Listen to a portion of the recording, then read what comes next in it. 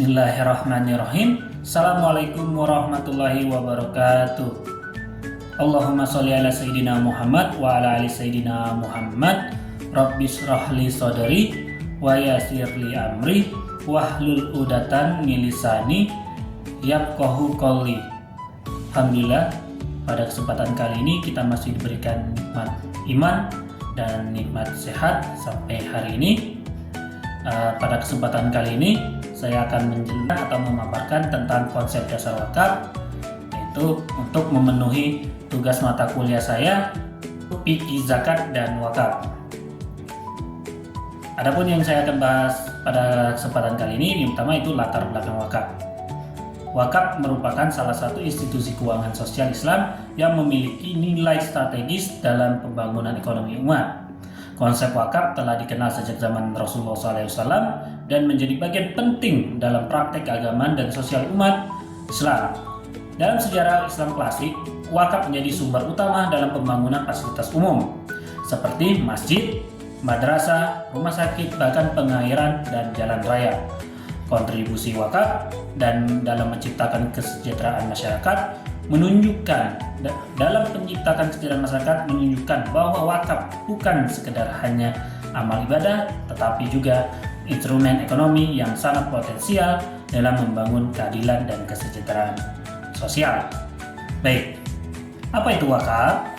Kata wakaf berasal dari bahasa Arab al-waqf, bentuk masdar dari waqafa, ya waqafa, waqafa.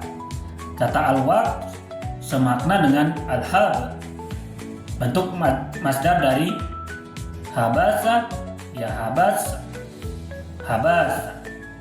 yang berarti menahan atau berhenti, mengekang atau menghentikan tetapnya sesuatu dalam keadaan semula. Sedangkan wakaf menurut istilah adalah menahan benda asal pokok dan menjadikan buah atau hasil untuk sabilillah atau jalan kebaikan, yakni menahan benda atau harta dan menyalurkan hasilnya di jalan Allah. Wakaf adalah sejenis pemberian yang pelaksanaannya dilakukan dengan jalan menahan pemilikan asal, tahbisul asli, lalu menjadikan manfaatnya berlaku umum. Tahbisul ahli ialah menahan barang yang diwakafkan itu agar tidak diwariskan dan digadaikan kepada orang lain. Cara pemanfaatannya adalah menggunakan sesuatu dengan kehendak memberi wakif tanpa imbalan. Yang berikutnya, wakaf menurut para ulama. Abu Hanifah, wakaf adalah menahan benda yang menurut hukum statusnya tetap menjadi milik si wakif, orang yang mewakafkan, dan yang disedekahkan adalah manfaatnya saja. Nah, menurut Imam Malik, wakaf adalah menjadikan manfaat benda yang dimiliki baik berupa sewa atau hasilnya untuk diserahkan kepada yang berhak mu'aqub alai dalam bentuk penyerahan yang berjangka waktu sesuai dengan apa yang dikehendaki oleh orang yang mewakafkan. Nah, berikutnya ada menurut Imam Syafi'i, wakaf adalah menahan harta yang diambil manfaatnya dengan tetap utuhnya barang dan barang itu lepas dari penguasaan si wakif serta dimanfaatkan kepada suatu yang diperbolehkan oleh agama. Namun menurut Ahmad bin Hanbal, wakaf adalah menahan kebebasan pemilik harta dalam membelanjakan hartanya yang bermanfaat dengan tetap utuhnya harta dan memutuskan semua hak penguasaan atas harta itu, sedangkan manfaatnya dipergunakan pada sesuatu kebaikan untuk mendekatkan diri kepada Allah Subhanahu wa taala.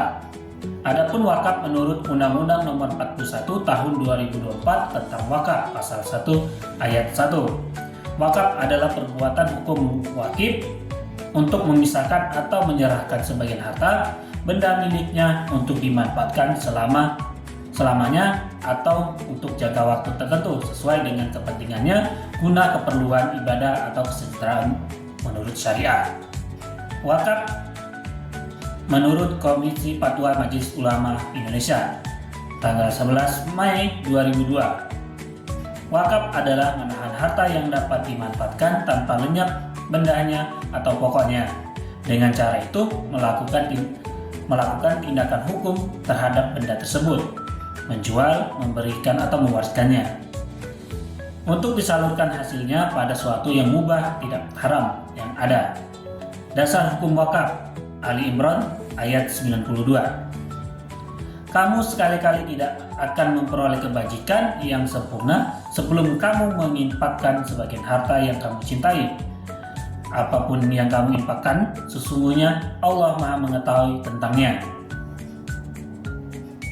Hadis riwayat Muslim. Apabila seseorang telah meninggal dunia, maka terputuslah amal perbuatannya, kecuali dari 3 perkara, yaitu sedekah jariah, wakaf, ilmu pengetahuan, dan anak soleh yang mendoakannya. Nah, seperti yang kita ketahui, wakaf juga memiliki rukun wakaf. Menurut Abdul Wahab Khalaf, rukun wakaf ada 4, yaitu yang pertama, orang yang berwakaf atau wakif. Kedua, harta yang diwakafkan, muwakabih. Yang ketiga, tujuan wakaf, muwakuf alaih.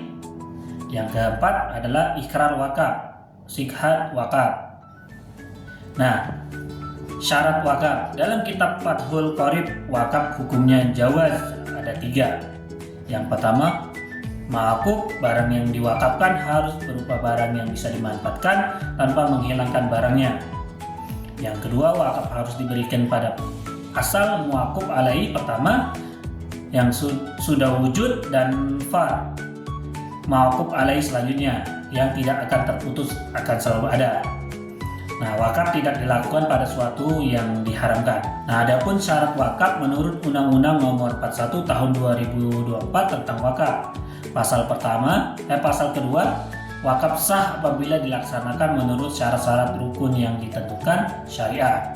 Pasal 6, wakaf dilaksanakan dengan memenuhi unsur sebagai berikut.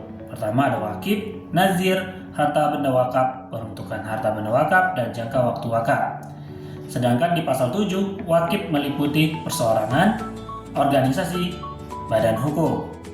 Nah, pasal 8-nya, wakaf perseorangan hanya dapat melakukan wakaf apabila memenuhi persyaratan. Yang pertama, dewasa, berakal, sehat, tidak terhalang melakukan perbuatan hukum, dan pemilik sah harta benda wakaf. Wakif organisasi hanya dapat melakukan wakaf apabila memenuhi ketentuan organisasi. Untuk mewakafkan harta benda wakaf milik organisasi sesuai dengan anggaran dasar organisasi yang bersangkutan.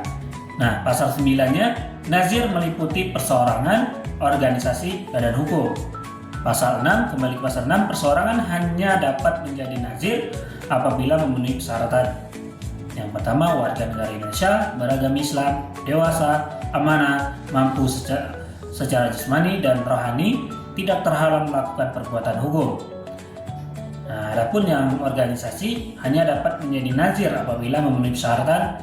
Pertama, pengurusan organisasi yang bersangkutan memenuhi persyaratan nazir perseorangan. Organisasi yang bergerak di bidang sosial, pendidikan kemasyarakatan, atau keagamaan Islam.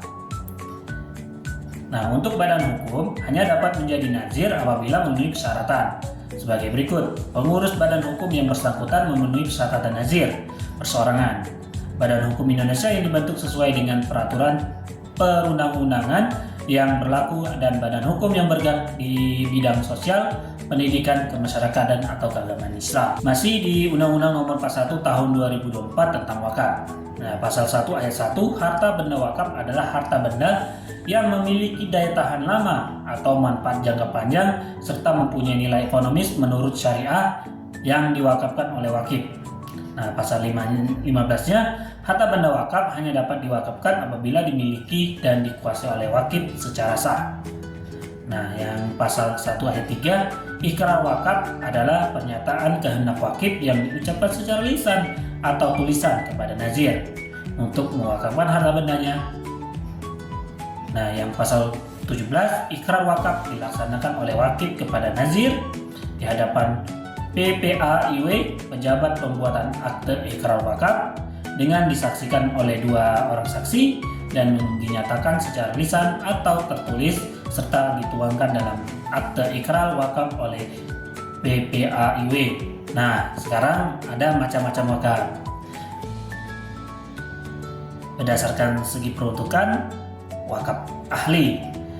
Nah, wakaf yang ditujukan kepada orang-orang tertentu, seorang atau lebih, keluarga si wakif atau bukan. Wakaf seperti ini juga disebut wakaf zuhri. Wakaf jenis ini wakaf ahli zuhri.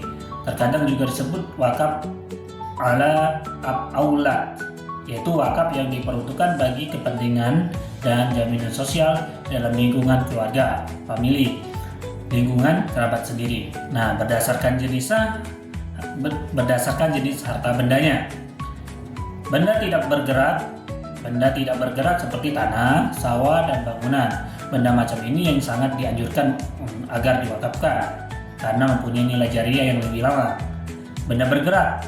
Nah, benda bergerak seperti mobil, sepeda motor, binatang ternak, atau benda-benda lainnya. Yang terakhir ini dapat juga diwakafkan, namun demikian nilai jariahnya terbatas hingga benda tersebut dapat dipertahankan. Kesimpulannya, wakaf adalah menahan hak milik pribadi untuk dimanfaatkan bagi kepentingan umum atau ibadah tanpa menghilangkan kepemilikan atas benda tersebut. Wakaf bersifat abadi dan merupakan bentuk sedekah jariah. Nah, dasar hukum wakaf berasal dari Al-Quran, hadis, ijma ulama, serta diperkuat oleh peraturan perundang-undangan seperti Undang-Undang Nomor 41 tahun 2004. Rukun dan syarat wakaf terdiri dari wakif, muwakuf alai, dan sikhat. Wakaf terbagi menjadi beberapa macam, baik berdasarkan tujuan, jenis harta, maupun jangka waktunya. Inovasi seperti wakaf uang menunjukkan fleksibilitas dan relevansi wakaf dalam kehidupan modern. Ya, terima kasih. Itulah yang dapat saya sampaikan pada kesempatan kali ini. Semoga bisa menjadi hikmah buat kita semua dan mendapatkan ilmu yang bermanfaat untuk kita semua. Sebelum kita tutup, marilah kita melapaskan alhamdulillahirabbil alamin. Terima kasih. Saya akhiri. Wassalamualaikum warahmatullahi wabarakatuh.